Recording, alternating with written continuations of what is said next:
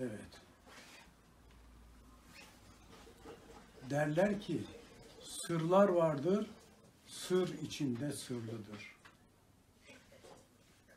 Anlayana, görebilene her yerde, her şeyde bir hikmet, bir sır vardır. En büyük sır da Allah-u Teala'nın yaratılıştaki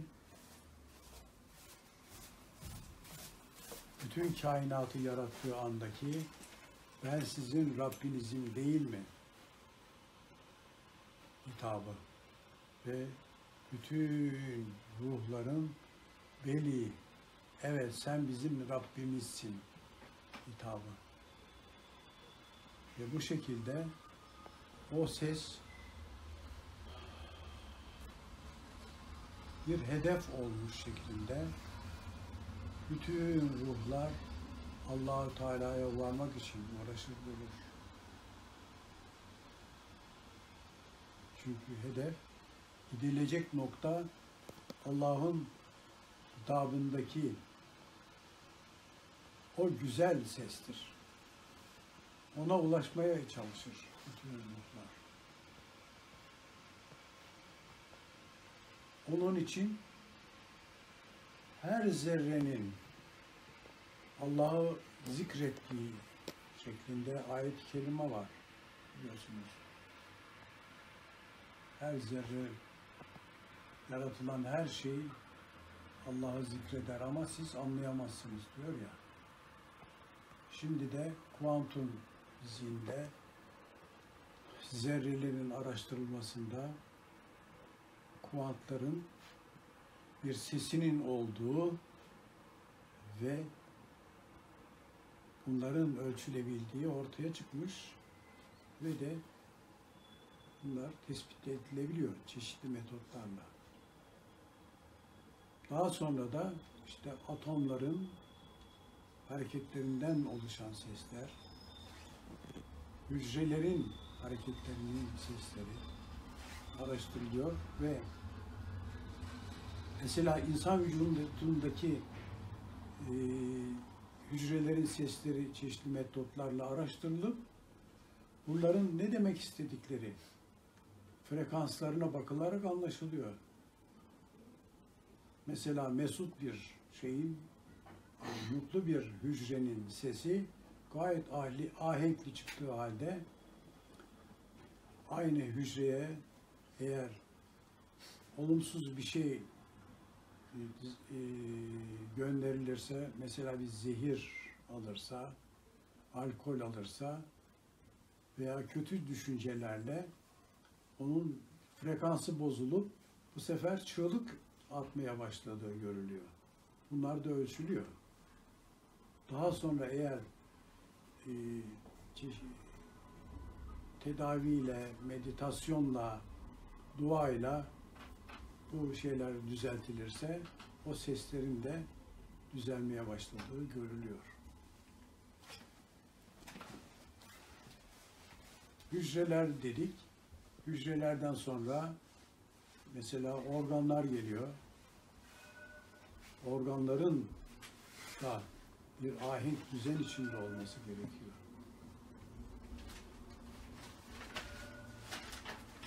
Öyle olması gerekiyor ki o organlar görevlerini yapabilsinler.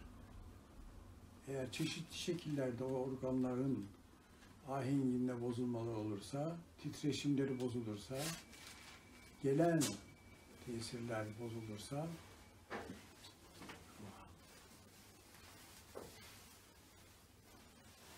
içeriden sandalyede alınabilir. Ya oturabilirsin. Varsana bunlar.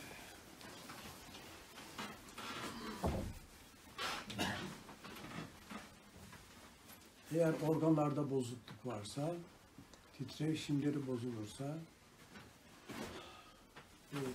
bozuk sesler çıkarmaya başlarlarsa, o zaman düzensizlikle hastalıklar baş gösteriyor tabii. Öyle organlar birbirine temas edip de birlikte düzensizlikler oluşmaya başlarsa o zaman hastalıklar artıp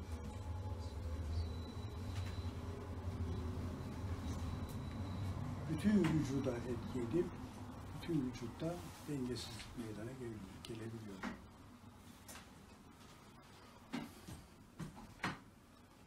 Fakat aslında esas dengesizliğin sebebi düşüncelerimizdeki ve ona bağlı olarak ruhumuzdaki bozukluk ve de suçlama duygusu diye söyleniyor. Suçlama neticesinde enerji kaybıyla organlarda, daha sonra bütün vücutta dengesizlikler ve bozukluklar meydana gelebiliyor.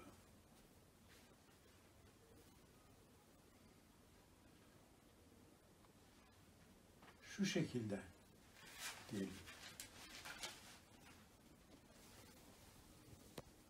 Mesela herhangi bir hata işlendi. Birisi herhangi bir hata işledi. Birisine karşı bir hata işledi.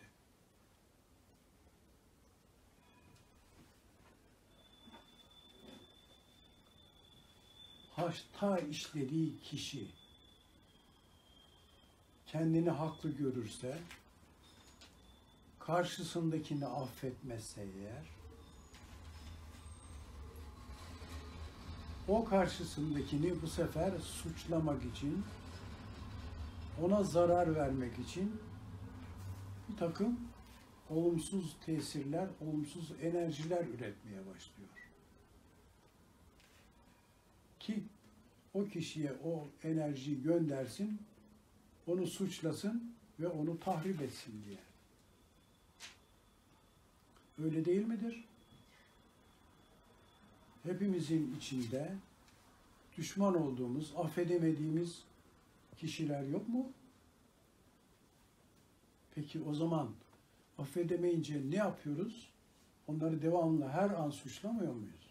Aklımıza gelmiyor mu bazı şeyler her an? Suçlamak için ne yapıyoruz? Farkında olmuyoruz ama menfi enerji gönderiyoruz değil mi? Oraya doğru. Bunu tahrip etmek, yok etmeye çalışıyoruz. Onun için menfi enerjiyi nerede üretiyoruz? Kendi vücudumuzda.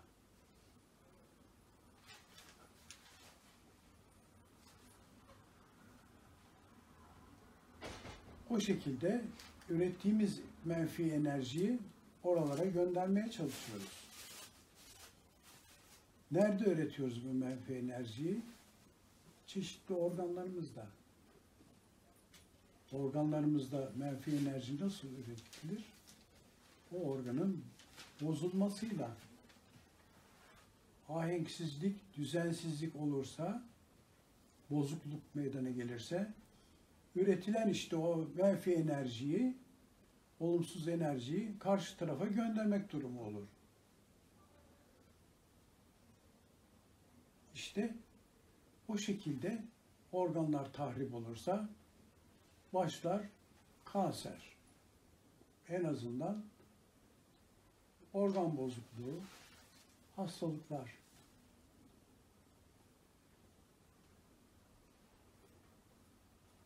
Onun için hastalıklardan kurtulmanın, rahatsızlıklardan kurtulmanın birinci yardımı veya yapmamız gereken birinci şey o affedemediğimiz şeyleri affetmek.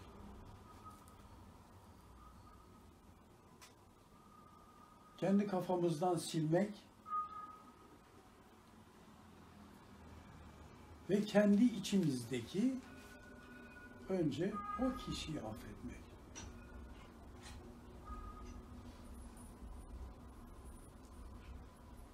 Ve de affedemediğimiz ve tahrip edemediğimiz için kendi kendimizi suçlayıp durma da var.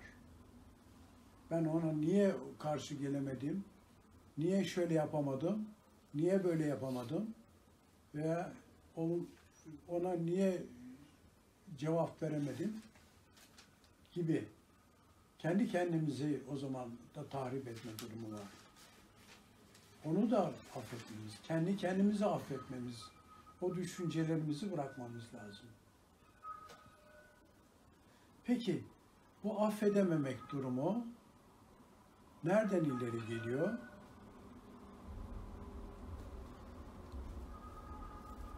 Kendimizi haklı görmekten geliyor.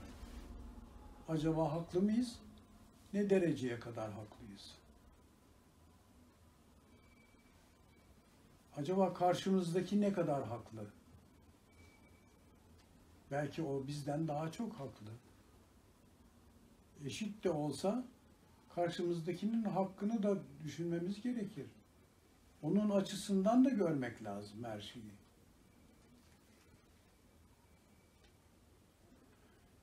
Kendimizi haklı görmekte, eğer tamamen haklı değilsek, gurur kibirdir. Gurur kibirden meydana gelir. Haklılık zannetme duygusu. Gurur kibirden. Gurur kibir de şeytanın sıfatıdır. Benlik iddiasıdır. Halbuki hepimizi bir görebilsek, hepimizin Allah'ın yaratığı olduğu, Allah'a ulaşmak için bir gayret içinde olan varlıklar olduğumuzu görüp kabul edebilirsek, o zaman aynı boyutta olmuş oluruz. Af da ederiz, kendimizi de suçlamayız. Bütün organlarımızda düzen devam eder, rahatlık olur ve sulh sükun içinde Allah-u Teala'ya ulaşmaya çalışırız. Ama bu söylendiği kadar kolay değil tabii. Mesela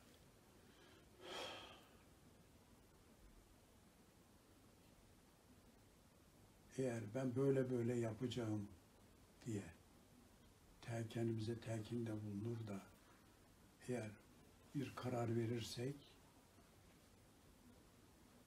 iyi güzel şeyleri düşünerek bir yol takip eder de onun peşinden gidersek o istenilen seviyeye her zaman ulaşmak imkanı olabilir. Bir zamanlar bir kitap okumuştuk. Harold Sherman isimli bir kişinin yazdığı Saadetinizin Anahtarı diye bir kitap. Saadetinizin Anahtarı. Düşünce ile kendi geleceğimize yön verme ile ilgili.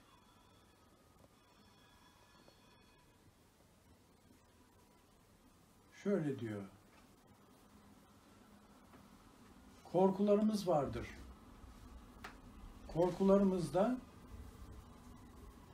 korkulan şeyleri, hani fobi denilir ya, o şeyleri devamlı canlandırırız kafamızda, düşüncemizde.